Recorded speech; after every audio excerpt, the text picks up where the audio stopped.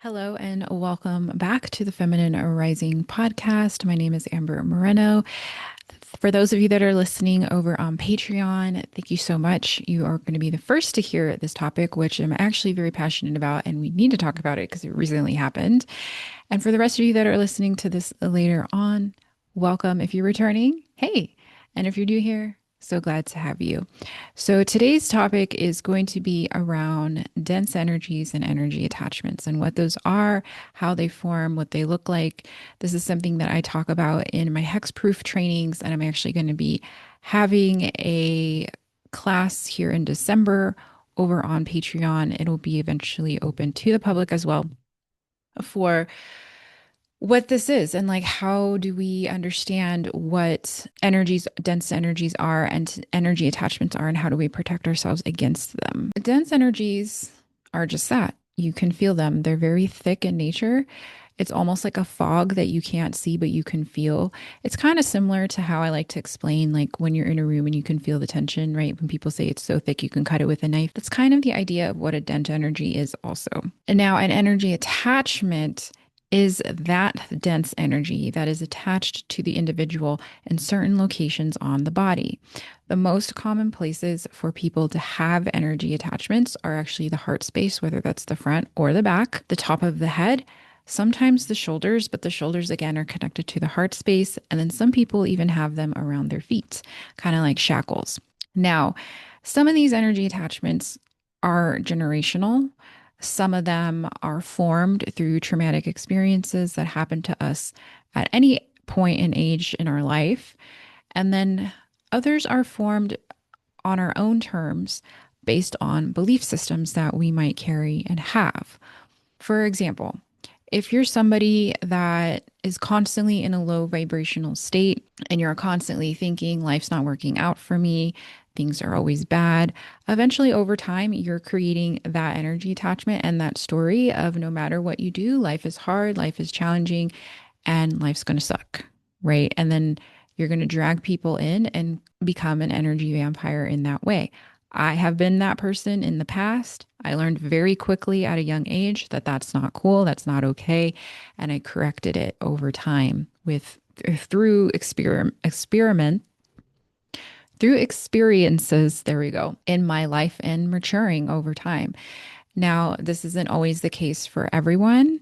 There are times where sometimes our frequency is at a very high state of vibration, but because our energy is not tight knit, there's a way that there is a leakage. And because of that leakage, we can also gain energy or entity attachments in that way. So, what do energy leaks look like?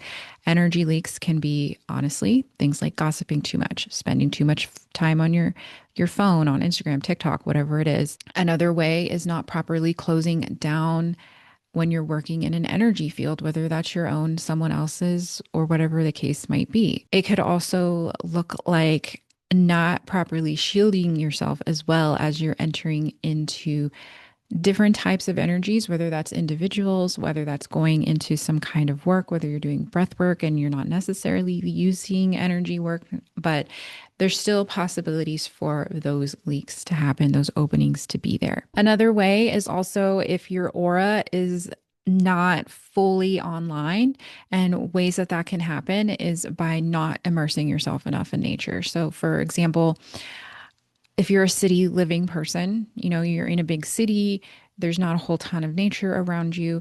It might do you some benefit, maybe at least once a month, more if you can, to get out onto a hike, get out to see a stream of water in nature. Go out and venture off into nature and start there. Being in nature is the number one way we can cleanse our auras and strengthen it. Period. End of story. There are other techniques, but that's going to be the one way as a human being for us to truly come back into ourselves and cleanse the aura. This is something I also teach about in my Hexproof training, which is also available on Patreon. Depending on what tier that you are in, you will have access to it. I wanted to bring this topic up because I recently experienced with a friend who's no longer a friend of mine, unfortunately. I had to grieve that process very much, but I'm here now and I learned a lot from it. And I consulted with my trusted practitioners and sisters that work in this energy realm, much like I do, but they're obviously in a different capacity since I consider myself like a baby energy worker and they're very advanced. They've been doing this for years, decades almost, some of them. And so, this friend I had, I was supposed to actually help them with a psychic protection workshop. I was going to present it and put it on for them. And then, as well as protect and clear the space of which they were going to be in. Well, I like to kind of tune in and meditate as I'm getting ready to come into these spaces to really tune into the energy and see what's going on. The biggest red flag that I got was that the individual that is hosting this event, which is actually happening right now at the time of this recording, something is off with their energy. And it wasn't off in like, an emotional type of way. It was off in a way where it almost felt like their energy was being hijacked. I was then reminded of an event that they recently experienced. So I confronted them with this event in a very loving way. I started very open with the thanking and the loving and just being completely honest. And once I said that I believe that you have an energy attachment due to this event, they proceeded to get very defensive with me, started saying, is it because of the way that I acted? And I was like, I'm not saying that. This is what was brought to my attention and meditation. And then also, they then perceived to bounce it back at me, saying that because of my pelvic floor therapy work, that is why I have an energy attachment and that they have been worried about me. Well, one thing I can tell you about energy attachments is they don't like to be visible because the moment that they are visible is the moment that that is a vulnerable state. And especially for somebody who calls themselves a medicine person or a facilitator or practitioner, it can be very jarring for that individual because now it's like you're basically saying they're not qualified for the job anymore, which is not true. That is not at all what I am saying. It's just we need to be aware of things that we have. Again, energy attachments can be formed by things that we believe. And it's just a correction of our mindset and our belief system and how can we move forward and heal from this to release the energy attachment. They didn't take it that way. They took it very personal. I mean, they attacked me with something that I confided in them with, which I also wasn't surprised because that's what energy attachments will do. Because again, they don't like to be visible. Because an energy attachment over time, once it gets big enough in strength, because it starts really small, especially if it's one that was either put onto us or that we created. This person's energy attachment was put onto them as a young child. Very unfortunate what happened to them. However, because they are refusing to go deep enough within the work that they do, they still have that attachment very much there. And it's going to take time and it's going to take quite a bit of healing to overcome that, which is fine. Like I said, you can get rid of these things. They're here to teach us things also, I believe. Because on a soul level, on a higher soul level, we all agreed to some of these things that has happened to us, whether we like to recognize that or not. And this is not to say it's unfortunate what happened. It's not to say that you as a human on this planet didn't choose it. I believe we don't actually consciously choose any of this. However, it's here for our benefit. And we have to look at it this way because that is part of the healing process. This is part of being in a higher frequency and in the frequency of love. So, in a way, when you are doing pelvic floor therapy, you can be shown energy attachments that are there. And I very much was shown a cording that was attached to this individual. So, during that time, during that process, I was told it's time to cut this cord. So, I started with a cord cutting ceremony, set the intention that this person no longer has access to me. And that is when things started hitting the fan really damn hard. Like shit hit the fan. It was flying everywhere. It was bad. And it was like suddenly their energy shifted completely. There was no longer this access to it. And there was actually a huge cord attached to me at my solar plexus, which I wasn't surprised because that's where I get a lot of pain. Since this cord has been ended, I might add, I don't have any more pain there, and my self worth has been turned on like that. I also believe a lot of it is from the pelvic floor therapy work that I've been doing as well. And so, anyway, again, coming back to the energy attachment, I had to literally metaphysically saw through this cord. It was thick like a ship's rope that you would anchor a ship with. It was crazy. And then once I cut through it, there was a metal cord that was in between there. So my energy was getting siphoned from this individual. Whether they knew it or not, it was happening. So once I completely severed that cord, again, shit hit the fan. They started acting really out of character. They started saying things are off. All I did was put up a work boundary with them, which I believe everybody needs to have work boundaries. If you're that person that's working overtime every single day and you're the yes person, I encourage you to not be that person anymore. I understand you're trying to do a good job at your job. And I will tell you now, I bet you're an amazing worker, however, or employee, whatever you call yourself. But you need to have a work boundary. So if work ends at 5 for everybody, work needs to end relatively around 5 for you too. And I understand there's going to be days where you have to do extra, but you get compensated for that typically. This was not the case in this situation with me and this individual. They wanted me to work for free. I wasn't okay with that. They got offended that I even thought of it, even though they said those words to me earlier within the year. And neither here nor there, again, it's the energy attachment that was being exposed at this point. Energy attachments don't like that. How did I end up protecting myself? I kept up my clear boundary, which was then called a wall, which is, in a way, I guess you can say that, but it wasn't in the sense of being cold and shut off. This is something that I want to be clear about, because we have to love ourselves to the point that we have these boundaries, not just with individuals that we work with, but also with our family members, our friends, and those that we deeply love. Because the one person that we have to love over and beyond of all of these people, including our children, which I know it can be very difficult, we have to love ourselves first. Because if we do not love ourselves first, how can we radiate out love? We won't have any. Yes, we can have love for our children. We can have love for our pets, our spouse, whatever the case might be. However, it's different because if your cup is empty, what are you actually giving them? That is the question there.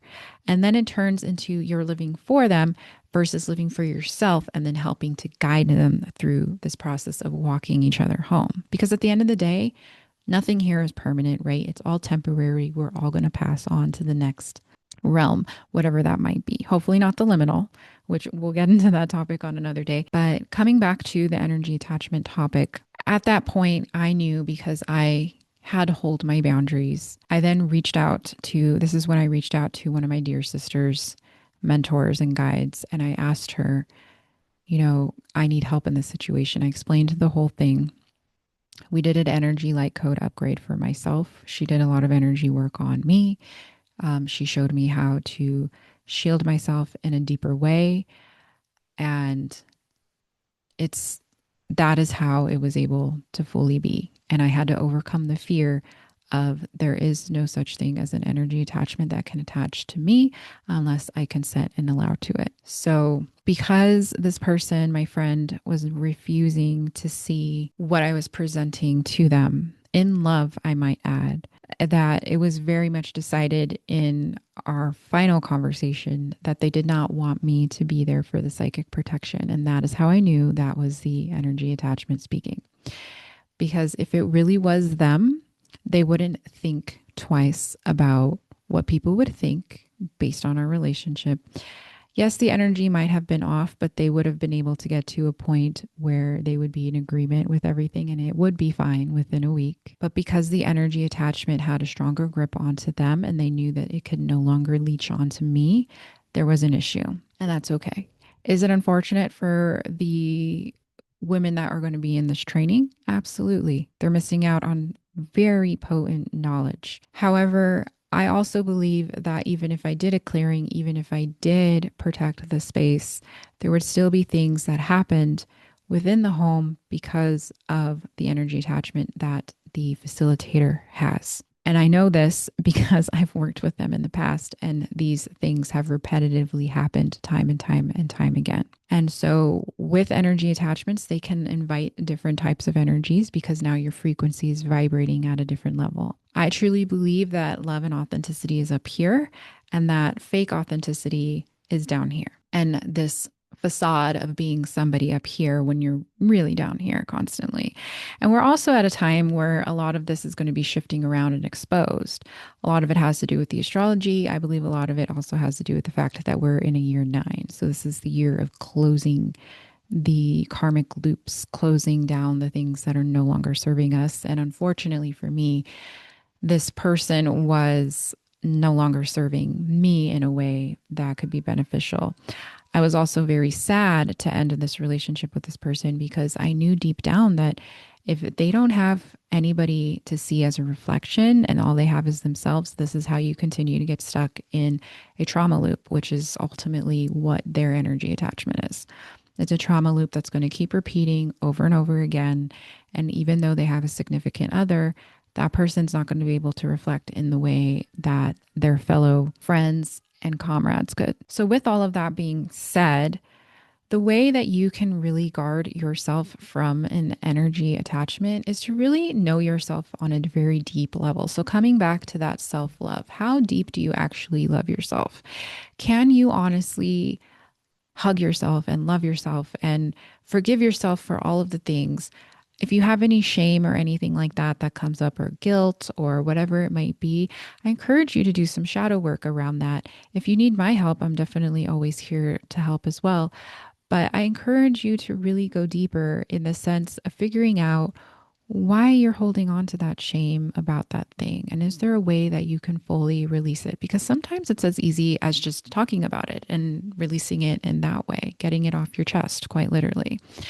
There are other times where it might take a little bit deeper. Maybe that's going into breath work. Maybe that's doing some form of ceremony that somebody is facilitating for you so that you don't have to worry about anything except the thing that you want to release. But really kind of calling that in and like, what does that look like for you? Now, if nothing comes up and you're like, oh, I love myself, I'm great. That is the first step. But also, the second step is recognizing anything that might no longer be serving you. That includes behaviors, that also includes participating in certain things. So for me, one of those things that I had to let go of was the gossip thing.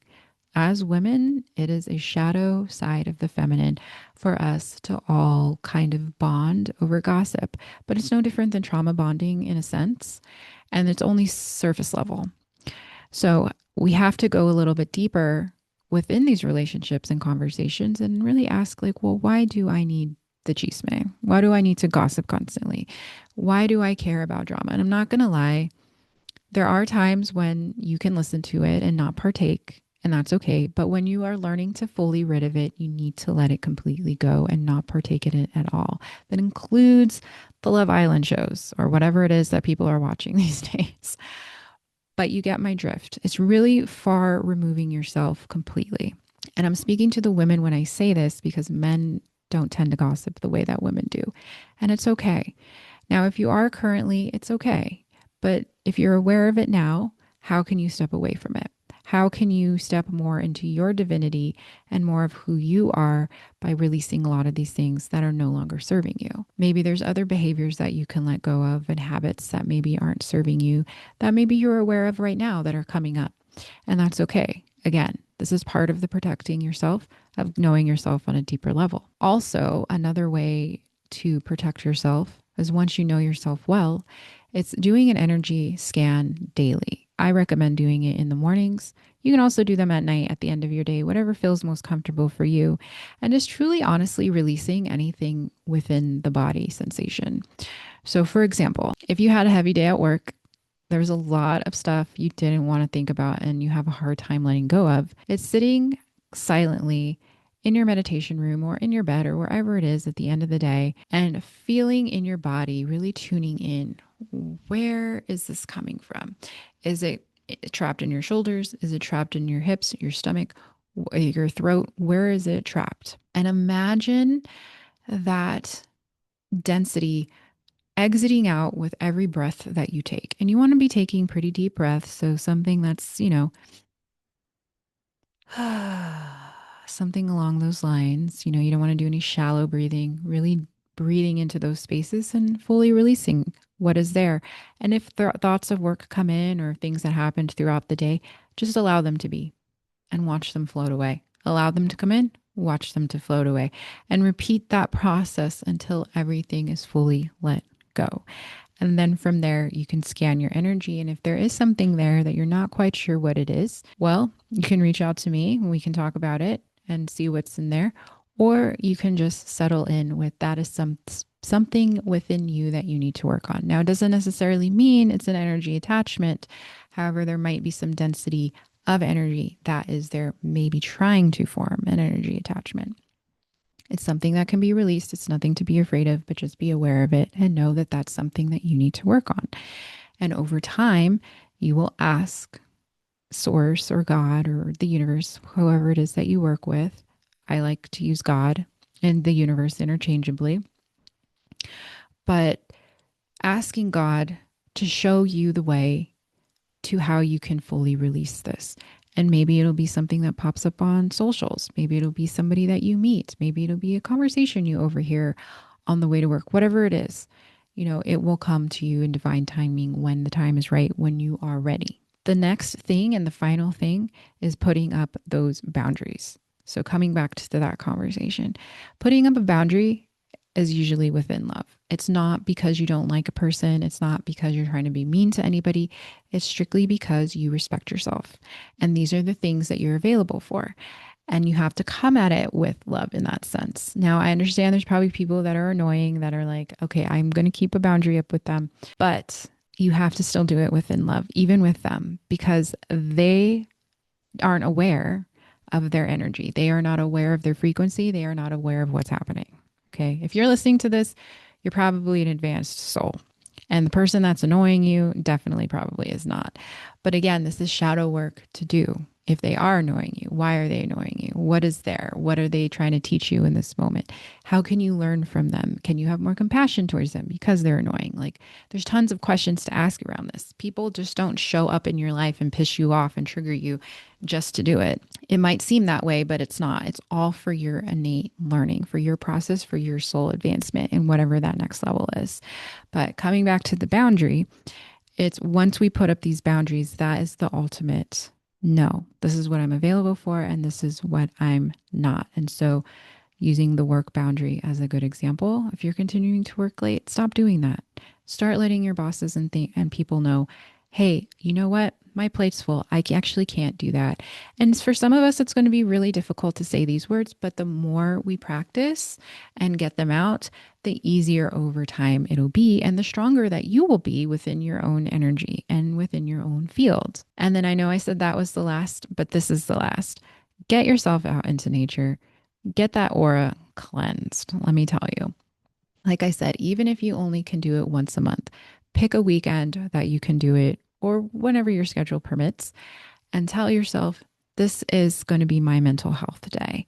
And this is the day that I go, whether you give yourself an hour or whatever it is.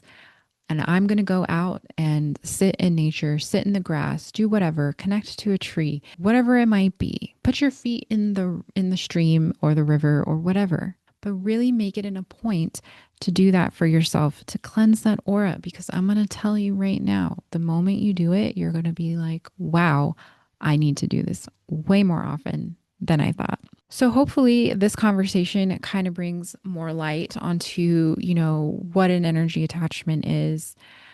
I know we didn't really talk about entity attachments necessarily, but they are kind of similar to energy attachments in the way that they behave. So some examples of ways that you can recognize an energy or entity attachment within someone that you know, it's going to be kind of like telltale signs. It's almost borderline narcissism, but it takes it a step further because it almost comes out of nowhere. This person, whoever it is, they might be normally really sweet, very kind. And I'm not talking about they're just having a bad day. Like there's a difference between that as well. I'm talking about like something shifts. So the number one thing is they're not going to be able to regulate themselves, whether that's emotionally or within their nervous system. They're usually the people that say they can't be around people. They get too overwhelmed. They might think that other people have darkness attached to them, leading into paranoia about certain things. Maybe they start getting very paranoid about how people perceive them. These are kind of tall tale signs. And it comes out of nowhere again. If this is somebody that has these worries normally, They may or may not have an energy attachment. It just might be their personality, and that's a self-worth thing that they need to do. But you'll kind of notice. The other thing is you'll start to feel very drained by their energy. There's no longer this I feel good around them. It starts to feel like every time you're around them, you're just exhausted and you can't wait to get away from them almost. And that's because they're draining your energy, and that's why you're feeling drained. So you'll start to notice that shift as well. And you'll know the difference because you know those individuals that you're around and you feel really good and you love to be around them and you can't wait to be around them. And then there's those that it's almost like you slowly just wake up one day and realize, like, wow, they're actually really draining to me when that never used to be the case. This is telltale signs that the energy attachment is literally being an energy vampire to you and taking your energy out. Another thing is repetitive loops, getting stuck in that trauma loop cycle, whatever that looks like. They're constantly wanting to sit in the victim seat and they're not allowing anyone else to be in that seat ever. They're either the other people around them are either the hero or the perpetrator. And that's how it goes. This is why I said it could be borderline narcissistic because narcissistic people are kind of the same way in the same realm that they're always the victim. Everybody does them wrong or good, and there's no in between. But energy attachments can also look the same, but the main difference will be this person, it'll come out of nowhere. A narcissist, you kind of see their true colors after about 3 months. With somebody that you know really well or somebody you've been friends with for quite a while, like I was with my friend, you'll start to notice when the energy attachment has grown and has officially taken over them completely because they will be stuck in these loops, like the victim seat, or they'll constantly want to stay within that confinement. Another a telltale sign is spiritual bypassing constantly, meaning instead of addressing the deeper issue here. So let's use something a little bit lighter. So like let's say you experienced a car accident as a child or something, right? And you have that trauma of it. So instead of going deeper and seeing like how can I release this trauma, like how can I feel more comfortable within my body, you spiritual bypass it by, oh, this is working for me because this is how I can relate to people. Okay, like yes, but you're not overcoming it. So like what? You're just going to stay in the trauma of the car accident because if you're constantly within the car accident trauma and you're seeking initiation over that, then you're able to help others? No. That's not what initiation is. You don't initiate 6 times a year or every month. You initiate once or twice within a period of time because that's what you were able to overcome and learn. Like, yes, there are some of us that can do it really quickly. However, not every single thing is going to be an initiation. And this is part of the spiritual bypassing versus, okay, maybe I need to do some NOT work in my body. Maybe I need to revisit that traumatic experience just to see like how can I truly overcome it and feel truly safe in my body. And you know what I'm saying? Like that is not spiritual bypassing. That's actually you trying to work with the spiritual side of things to overcome it versus I'm going to stay within the trauma of it so I can help others who are in the trauma of it. Versus if you overcome it, you can probably help way more people overcome multiple things, not just that individual trauma. Another thing is this person will kind of seem like false light. This is how another way you can tell if they have an energy attachment. You'll start to notice things that aren't adding up. So maybe they're talking about authenticity and how devoted they are to their work, but then you deep down know that they're not really devoted because they're not doing meditations in the morning. They are always gossiping about people whenever they have the moment to do it. They're spiritual bypassing constantly and they're not fully being authentic with the people that they're around because they're lying and saying that they're healed and they're not. They're actually utilizing other substances to make it look like they're healed, but they're not. They're just basically quieting the symptoms and things like that. That was a little bit specific, but you'll kind of tell what the false light is because, again, their actions and words are not matching up. And you know that on a deeper level because you know them personally. And again, if it's an energy attachment, this will be something that starts to gradually happen. It's almost suddenly versus if they're narcissistic, that's just kind of the personality. And then the last thing is they're going to resist help. This was the biggest one where I knew that this friend of mine had an energy attachment because when I brought up the fact of it, they didn't want any help, that they then again proceeded to project it onto me. And they will make excuses. They will basically call you evil and all of the things and that you're dark and blah, blah, blah, whatever. Not that that happened to me, but they will try and find ways to avoid getting any help. Oh, I'm fine. I feel good in my energy. We're good. And it's like, well, no, you're not, because I know what I'm seeing and I know what is being shown to me. And in my case, I actually verified with somebody else to make sure, and they confirmed it for me. They didn't know this person prior to doing the reading too, just to keep the non-bias out of there, but or to keep it non-biased, I should say. But anyways, so hopefully this kind of helps you to identify more or less what an energy and entity attachment looks like. The thing about energy attachments is they are less dense than an entity attachment. Not that it takes less work, but it is, in a sense, a little bit easier to remove than an entity. I don't remove any of these things. It's not something that's been on my radar as of lately. Maybe in the future, I'm not sure. But I do know people that do it and they do it very well. So if you know somebody who is seeking help, or maybe you just might want your energy checked to see if that is something that is a thing for you, please, like I said, reach out to me and I can connect you with the right people that can help you to do that. But keep in mind that these people are high level. So with that comes high level ticket as well.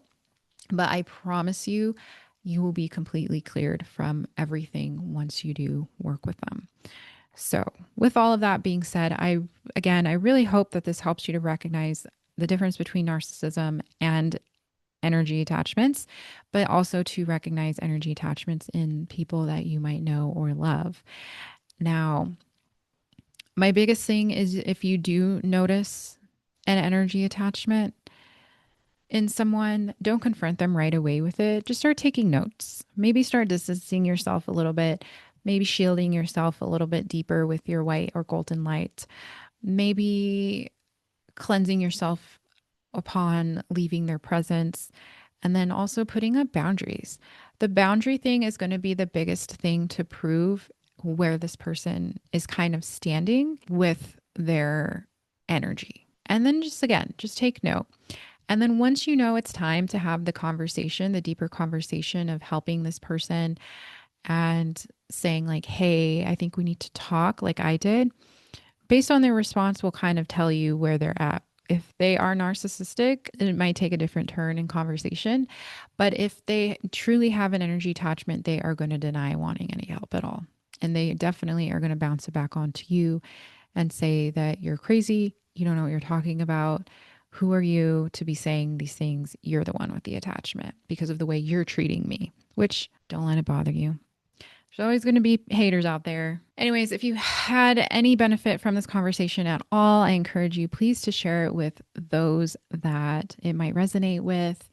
If you're watching this over on Patreon, again, thank you so much. I could not do this without you. You make these things possible. Thank you so much for joining me. And again, just share this with somebody that you think it might resonate with. And I'm a firm believer that there can never be enough of this talk, because we are in a time where the earth is literally splitting and things are being exposed, whether that's within people we know or the higher governments at B. So thank you so much for joining me on this conversation, and I look forward to meeting you in the next one. So with all that being said, I hope you have a beautiful week, and I'll see you when I see you.